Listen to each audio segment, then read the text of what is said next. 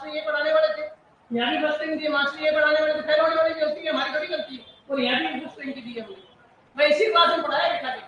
अब तुम इस बावड़ी में घुसाते ही नहीं तो हम क्या करें उसका? सही है गलत है? मैं हमारी तो कोई कमी नहीं है ना।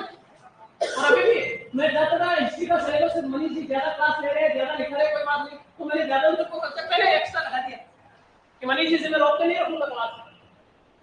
सही है गलत है? अच्छा पढ़ाते हैं ना यादव जी भी, सीनियर फैकल्टी है, यूं नहीं बेटा, जूनियर नहीं, सीनियर फैकल्टी है यादव जी। डबल ए के सही असिस्टेंट एग्रीकल्चर ऑफिस के ये यादव जी लेते हैं, कांटे के ऊपर फर्स्ट ग्रेड सेकंड ग्रेड के यादव जी लेते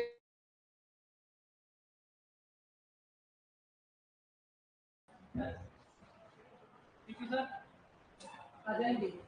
ऐसे साफ साफ कहता ना, कोई मानती नहीं की बात। हाँ, आपकी नहीं मानेंगे तो किसके मानेंगे? बच्चे होते हैं।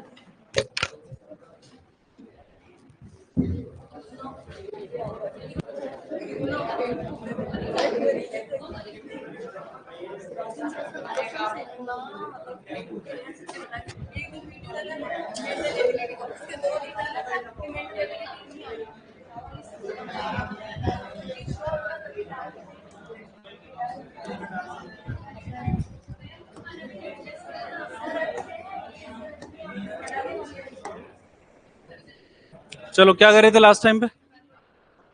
कार्बोहाइड्रेट। सुन लो रे, सुन लो रे, सुन लो। पढ़ना है, कभी आना हो, अपने को पढ़ने से मतलब है, ठीक है? उससे फर्क नहीं पड़ता कि टाइम क्या है। थोड़ा सा खाने वाने वाला देख लेना तुम्हारे हिसाब से, कोई बात नहीं, तो 10 बजे खा लेना। नाश्ता तो देते होंगे ना, तो नाश्ते को लंच की तरह करके आना, तब जाके मैनेज हो पाएगा, वरना फिर दिक्कत आएगी हमारी। चलो न्यूट्रिशन की बातें कर रहे थे, हेडिंग डाली थी अपन ने, भोजन के प्रमुख पोषक तत्व लिखा था, और भोजन के प्रमुख पोषक तत्वों के अंदर 6 नाम लिखे थे अपन ने। कार्बोहाइड्रेट, वसा। सर टाइम हमें भी बता दो। 11 बजे से क्लास लगेगी भाई आपकी, कल से 11 बजे से क्लास होगी आपकी। सुन लो रे, सुन लो, अब हो गया, वो तो हो गई क्लास 11 बजे से आपके, 11 बजे आना आप, ठीक है? No more discussion. अब इधर देखो रे। हाँ, भोजन के प्रमुख पोषक तत्वों की बात कर रहे थे, जिसके अंदर कार्बोहाइड्रेट, वसा, प्रोटीन, खनिज लवण, विटामिन और पानी, इन सब की बात लिखी थी। और उनके अंदर लिखा था कि कार्बोहाइड्रेट, वसा और प्रोटीन से ऊर्जा प्राप्त होती है, जबकि विटामिन, खनिज लवण और पानी से ऊर्जा प्राप्त नहीं होती। हेडिंग डाली थी अपन ने कार्बोहाइड्रेट। कार्बोहाइड्रेट के अंदर लिखा था पॉलीहाइड्रोक्सी एल्डिहाइड और कीटोन होते हैं। कार्बन, हाइड्रोजन और ऑक्सीजन का अनुपात कितना होता है? 1:2:1। CnH2n और N। और शरीर को सबसे पहले ऊर्जा प्रदान करने का कार्य भी कौन करते हैं? कार्बोहाइड्रेट। संरचनात्मक और क्रियात्मक इकाई क्या होती है? सैकेराइड या शर्करा। नेक्स्ट लाइन लिखो। सैकेराइड या शर्करा के अणुओं की संख्या के आधार पर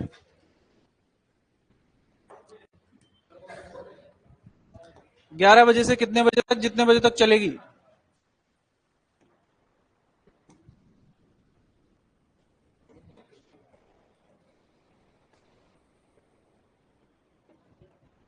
शर्करा या सैकेराइड के अणुओं की संख्या के आधार पर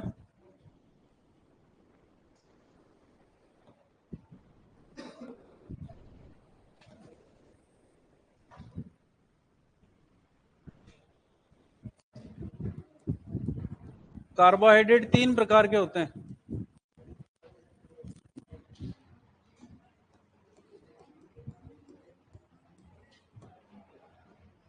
देखो, सैकेराइड या शर्करा के अणुओं की संख्या के आधार पर कार्बोहाइड्रेट 3 प्रकार के होते हैं। सैकेराइड या शर्करा के अणुओं की संख्या के आधार पर कार्बोहाइड्रेट 3 प्रकार के होते हैं। सैकेराइड या शर्करा के अणुओं की संख्या के आधार पर, सर पेज बता दो, पहला ही पेज है। सैकेराइड या शर्करा के अणुओं की संख्या के आधार पर कार्बोहाइड्रेट कितने प्रकार के होते हैं? 3 प्रकार के। सुनते जाओ, बाद में लिखोगे। देखो इधर, आवाज नहीं आनी चाहिए। सबसे पहले आते हैं मोनोसैकेराइड।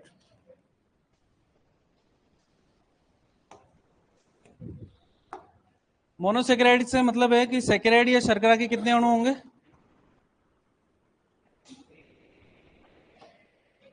कितना अणु होगा? एक।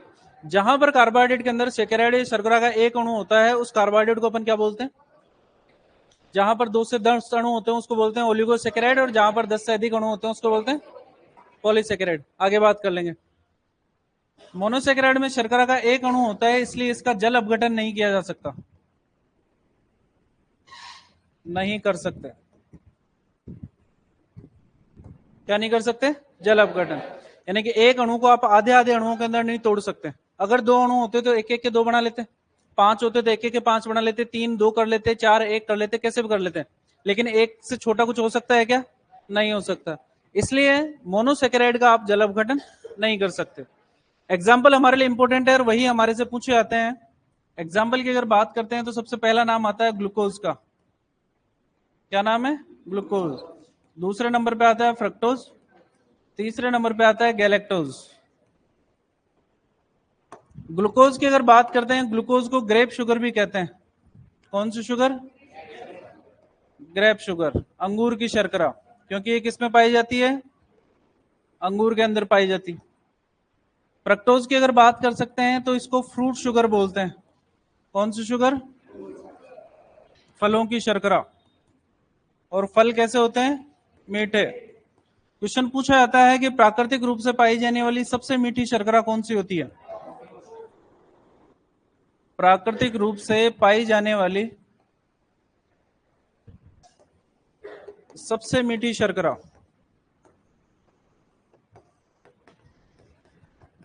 तीसरा क्वेश्चन पूछा जाता है कि सीमन या वीर्य में सबसे ज्यादा पाई जाने वाली शर्करा।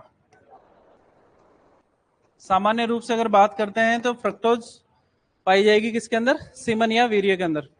तो 3 ऑप्शन दिए जाएंगे आपको, एक चौथा नाम और मान लो, माल्टोज सुक्रोज कुछ भी मान लो, और पूछा जाएगा वीर्य के अंदर सामान्य रूप से कौन सी शर्करा पाई जाती है? फ्रक्टोज। तो फ्रक्टोज का काम होता है बेसिकली कार्बोहाइड्रेट के रूप में ऊर्जा प्रदान करना। तो जो सीमन होगा उसके अंदर शुक्राणुओं को पोषण प्रदान करने का काम कौन करेगी? फ्रक्टोज शर्करा ही करेगी। क्लियर? गैलेक्टोज की अगर बात करते हैं तो गैलेक्टोज को हम ब्रेन शुगर भी कहते हैं। कौन सी शुगर? क्यों कहते हैं? क्योंकि ये माइलिन शीत के निर्माण में सहायता करती है। किसके निर्माण में सहायता? माइलिन शीत के निर्माण में सहायता। माइलिन शीत क्या होती है?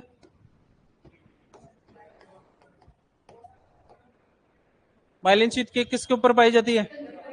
न्यूरॉन के ऊपर पाई जाती है। माइलिन शीत के बीच बीच में जो संकीर्णन पाए जाते हैं उनको क्या बोलते हैं? रैनवियर के नोड। माइलिन शीत केंद्रीय युक्त न्यूरोलेमा से ढकी रहती है, जिसको क्या बोलते हैं? स्वान कोशिका। क्या बोलते हैं? तो चूंकि ये माइलिन शीत के निर्माण में सहायता करती है और माइलिन शीत बेसिकली तंत्रिकाओं के ऊपर पाई जाती है, और तंत्रिकाएं सबसे ज्यादा किस में पाई जाती है? ब्रेन में। इसीलिए इसको कौन सी शुगर बोलते हैं? ब्रेन शुगर भी बोलते हैं। क्या बोलेंगे? Brain sugar. और एग्जाम्पल की अगर बात करते हैं कार्बोहाइड्रेट के अंदर मोनोसैकेराइड की, तो हमारे पास में 2 नाम और आते हैं। एक नाम आता है राइबोज, जो पाई जाती है आरएनए में, और एक होती है डीऑक्सीराइबोज,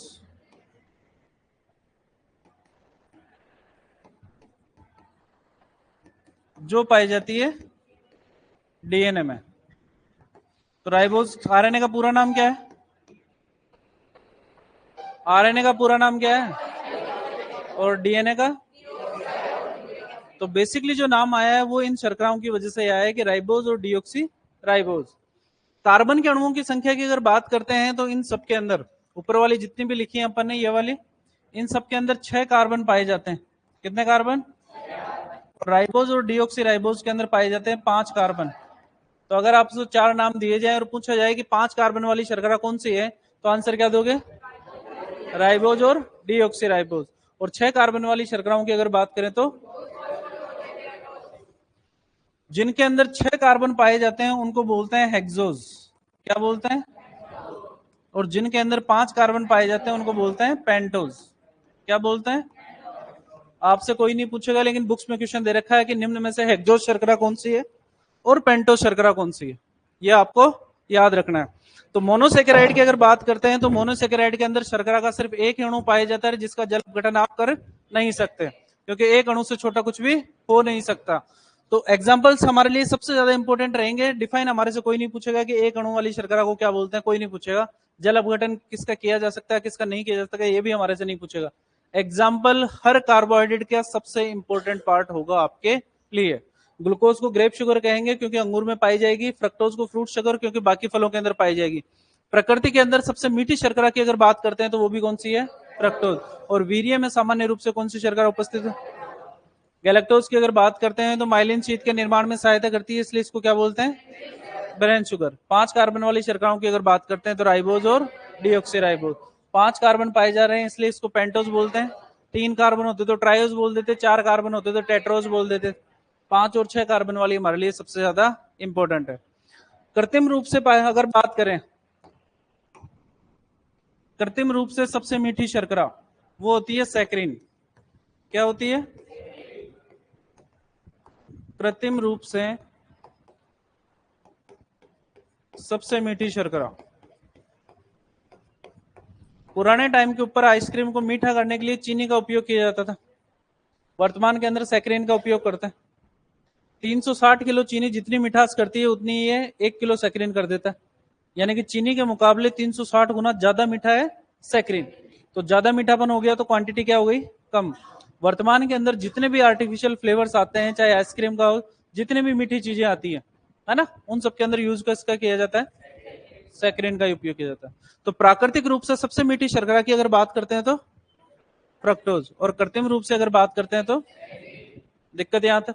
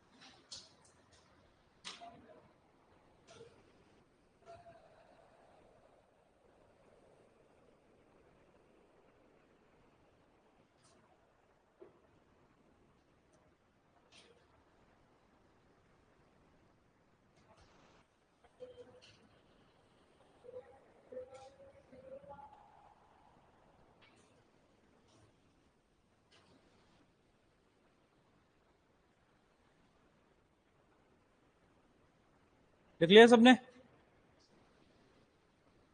कॉमन नेम आपके लिए इंपॉर्टेंट है। सिंपल सा क्वेश्चन, ग्रेप शुगर किसे कहते हैं, ब्रेन शुगर किसे कहते हैं, फ्रूट शुगर किसे कहते हैं, ये आपको याद रखना है सारे के सारे। सेकेंड इन वाला सिर्फ नॉलेज के लिए, आपसे कोई नहीं पूछेगा कि कृत्रिम रूप से सबसे मीठी शर्करा कौन सी होती है। इंपॉर्टेंट आपके लिए प्राकृतिक रूप से पाई जाने वाली सबसे मीठी शर्करा है जिसका नाम क्या है, फ्रक्टोज।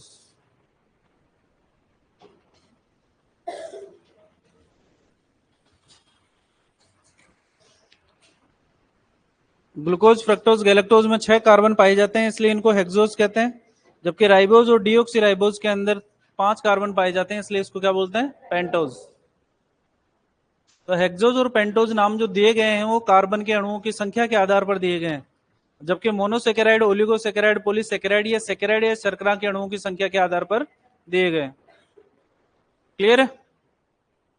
नेक्स्ट लिखो, ये सारी की सारी बातें किसके लिए है, मोनोसेकेराइड। सेकंड नंबर पे लिखो ओलिगोसेकेराइड।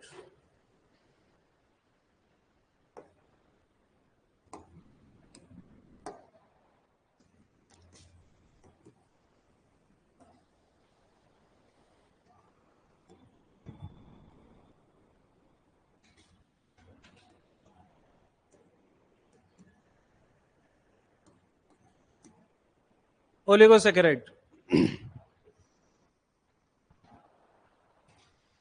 शर्करा के कितने अणु होंगे, 2 से 10।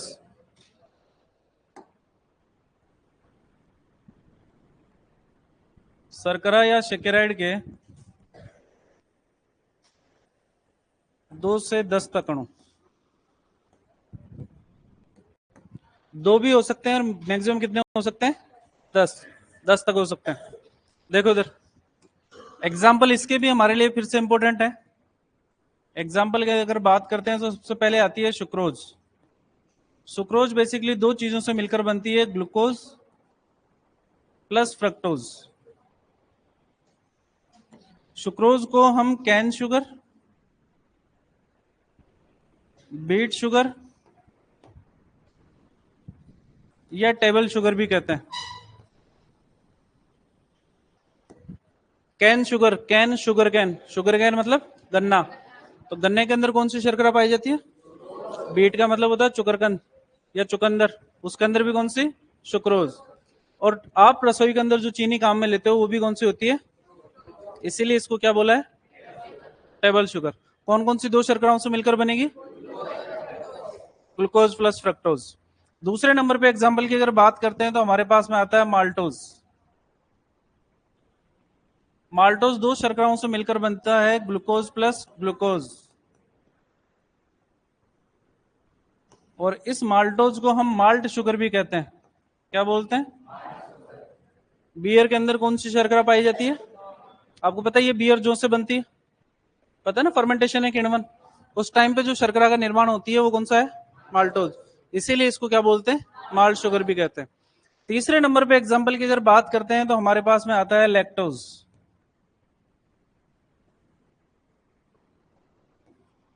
लैक्टोज की अगर बात करते हैं तो ग्लूकोज प्लस गैलेक्टोज, 2 शर्कराओं से मिलकर बनता है। और लैक्टोज सामान्य रूप से किसके अंदर पाई जाती है, दूध के अंदर, इसलिए इसको कौन सी शर्करा बोलते हैं, मिल्क शुगर या दुग्ध शर्करा भी कहते हैं। एलपीएम के अंदर दूध पढ़ेंगे डिटेल के अंदर, वहां पर और लिख लेंगे। पूछा जाता है कि दूध में सबसे कम घटने या बढ़ने वाला अवयव कौन सा होता है, और सबसे ज्यादा घटने और बढ़ने वाला अवयव वसा, कौन सी होती है, वसा। तो लैक्टोज की अगर बात करते हैं तो ग्लूकोज और गैलेक्टोज से मिलकर बनता है, और दूध में सामान्य रूप से कौन सी शर्करा पाई जाती है, लैक्टोज शर्करा पाई जाती है, इसीलिए इसको क्या बोलते हैं, मिल्क शुगर बोलते हैं। रेफिनोज एक और शर्करा है, जानकारी के लिए आपसे पूछेगा कोई नहीं। एक आती है ट्रिहेलोज,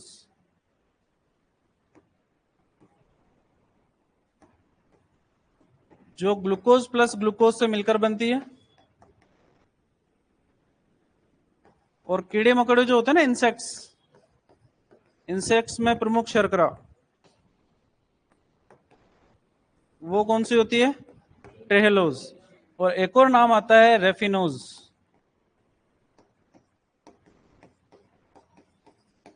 जो 3 शर्कराओं से मिलकर बनती है, ग्लूकोज, फ्रक्टोज प्लस गैलेक्टोज, तीनों शर्कराओं से मिलकर बनती है।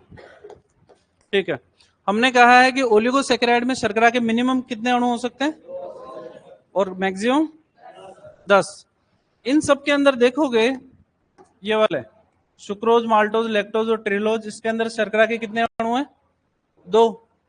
इधर देखो, यहाँ पर ग्लूकोज प्लस फ्रक्टोज है, यहाँ पर ग्लूकोज प्लस ग्लूकोज है, यहाँ पर ग्लूकोज गैलेक्टोज है, यहाँ पर ग्लूकोज प्लस ग्लूकोज है। शर्करा के अणु कितने हैं? इसलिए इनको बोलते हैं डाइसैकेराइड। क्या बोलते हैं?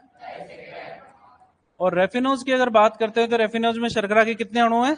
3, ग्लूकोज, फ्रक्टोज और गैलेक्टोज। इसीलिए रेफिनोज को हम क्या बोलते हैं? ट्राइसैकेराइड। क्या बोलेंगे? ट्राइसैकेराइड।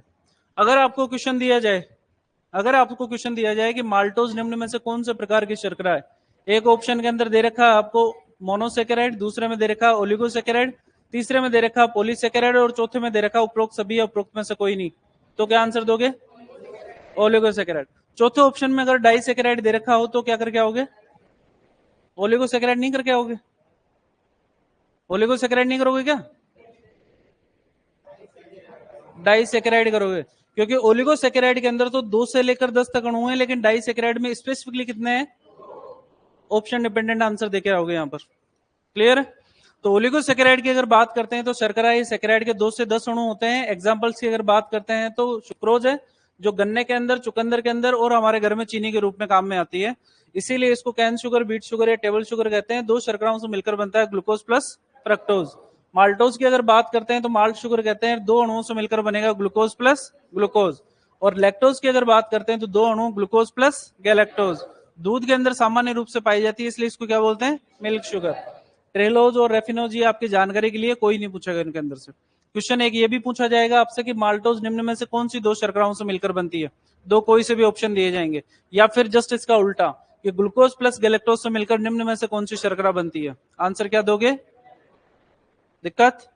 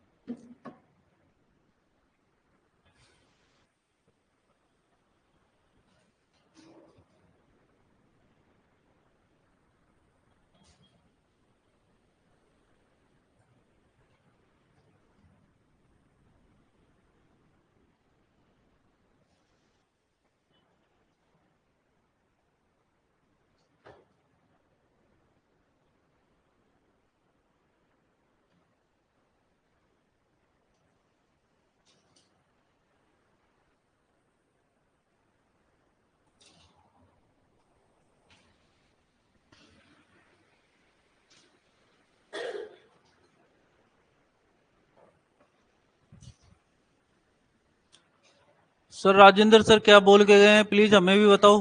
क्लास का टाइमिंग चेंज हो गया तुम्हारा, 11 बजे से ये बोल के गए हैं, है ना? कल से 11 बजे से क्लास लगेगी आपकी।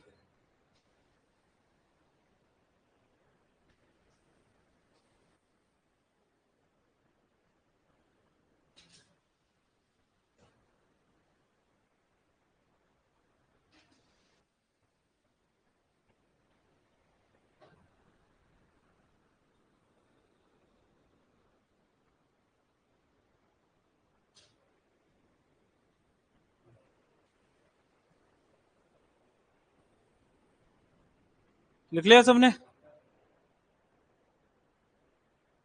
नेक्स्ट लिखो तीसरे नंबर पे पॉलीसेकेराइड। क्या हो गया?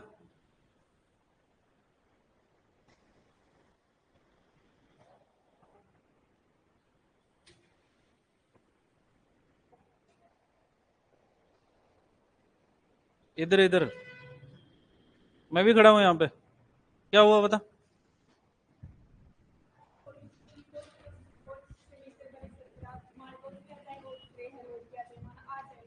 ग्लूकोज के अलग अलग रूप पाए जाते हैं जिनका ओरिएंटेशन अलग अलग रहता है। लिखने के अंदर तो अपन लिख देते हैं C6H12O6, लेकिन इनका जो विन्यास रहता है वो विन्यास अलग अलग रहता है। अलग अलग विन्यास के साथ में जुड़ के अलग अलग शर्कराओं का निर्माण हो सकता है। वो नहीं जानती, है ना? नहीं जानती, मेरे को पता है ना। अगर वो जानती तो यहाँ पे होती ना।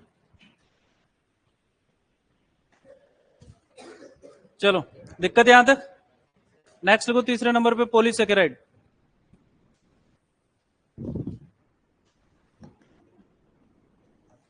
पॉलीसेकेराइड,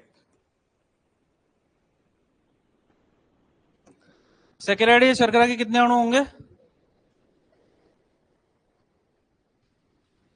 शर्करा या सेकेराइड के 10 से अधिक अणु। ध्यान रखना, मोनोसेकेराइड के अंदर लिखा है कि जल अपघटन नहीं कर सकते।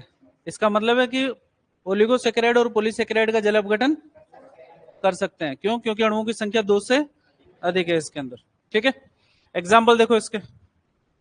एग्जाम्पल के अंदर अगर बात करते हैं तो सबसे पहला एग्जाम्पल आता है हमारे पास में स्टार्च। क्या आता है? स्टार्च। स्टार्च का भंडारण होता है आपके अंदर? होता है क्या? नहीं। किसके अंदर होता है? पेड़ पौधों में ऊर्जा का भंडारण किस रूप में होता है? स्टार्च के रूप में। और ये स्टार्च सबसे ज्यादा पाया जाता है दानों के अंदर। किसके अंदर? दानों के अंदर। तो अगर किसी पौधे के अंदर दाने बन गए हैं, इसका मतलब है कि पौधे ने अपनी मैक्सिमम एनर्जी दानों को बनाने के अंदर खर्च कर चुका है। अब बीच के अंदर जो तना और पत्तियां हैं उनके अंदर कुछ भी ज्यादा नहीं है। मैक्सिमम पोषक तत्व किसके अंदर भेज दिए जाएंगे? स्टार्च के रूप में, दानों में उपस्थित। सेम ये वाला काम होता है ग्लाइकोजन के रूप के अंदर हमारे अंदर। दूसरा एग्जांपल, ग्लाइकोजन। हमारे अंदर कार्बोहाइड्रेट का भंडारण किस रूप में होता है? ग्लाइकोजन के अंदर। और जबकि पेड़ पौधों में, चूंकि ग्लाइकोजन काम स्टार्च जैसा ही कर रहा है, इसलिए इसको ग्लाइकोजन को एनिमल स्टार्च भी कहते हैं। क्या बोलते हैं? एनिमल स्टार्च भी कहते हैं।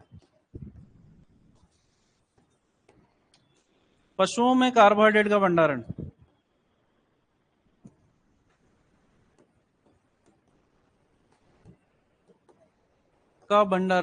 किस रूप में होता है? ग्लाइकोजन के रूप में। कहां कहां पर होता है?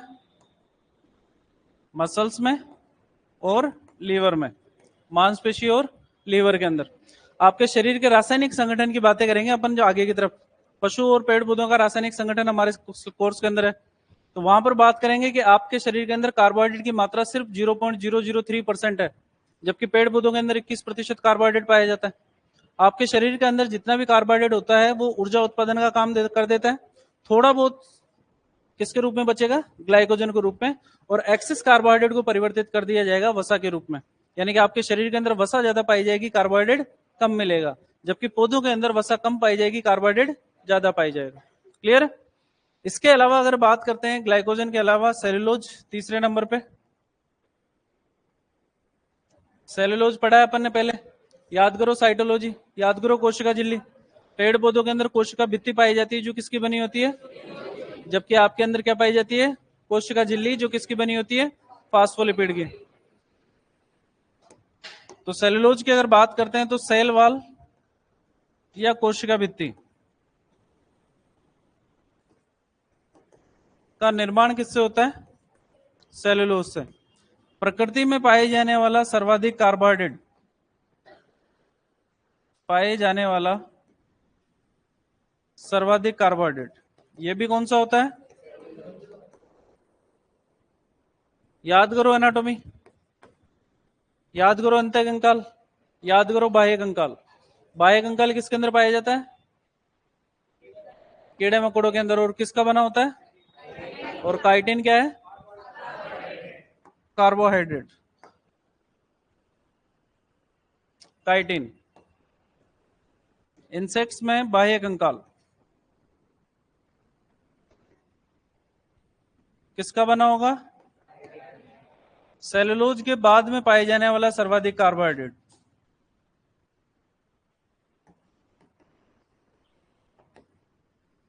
पाया जाने वाला सर्वाधिक कार्बोहाइड्रेट कौन सा होता है, काइटिन। तो प्रकृति में सबसे ज्यादा पेड़ पौधे हैं, उसके बाद में कीड़े मकोड़े। आपका नंबर काफी पीछे है। इसके अलावा एग्जांपल्स की अगर बात करते हैं तो हेमीसेलुलोज हो गया, लिग्निन हो गया, पैक्टिन हो गया, ये भी एग्जाम्पल किसके हैं, पॉलीसेकेराइड के। तो पॉलीसेकेराइड की अगर बात करते हैं तो शर्करा के 10 से अधिक अणुओं का होना आवश्यक है। जल अपघटन आप इनका कर सकते हो। सबसे पहला स्टार्च, पेड़ पौधों के अंदर ऊर्जा का भंडारण किस रूप में होगा, स्टार्च के रूप में। और सेम काम पशुओं के अंदर किसके रूप में होगा, ग्लाइकोजन के। इसीलिए पशु इस ग्लाइकोजन को क्या बोलते हैं, एनिमल स्टार्च भी कहते हैं। कहां कहां पे भंडारण होगा, मसल्स के अंदर, मांसपेशियों के अंदर और लीवर के अंदर। सेलुलोज की अगर बात करते हैं तो पादप कोशिका में कोशिका भित्ति का निर्माण किससे होगा, सेलुलोज से। और प्रकृति में सबसे ज्यादा पाए जाने वाला कार्बोहाइड्रेट भी कौन होगा, कीड़े मकोड़ों के अंदर बाह्य कंकाल किसका बना होगा, और सेलुलोज के बाद में सर्वाधिक कार्बोहाइड्रेट। उसके अलावा हेमिसेलुलोज हो गया, लिग्निन हो गया, पैक्टिन हो गया, ये सारे के सारे किसके एग्जाम्पल है, पॉलीसेकेराइड। क्लियर, लिखो।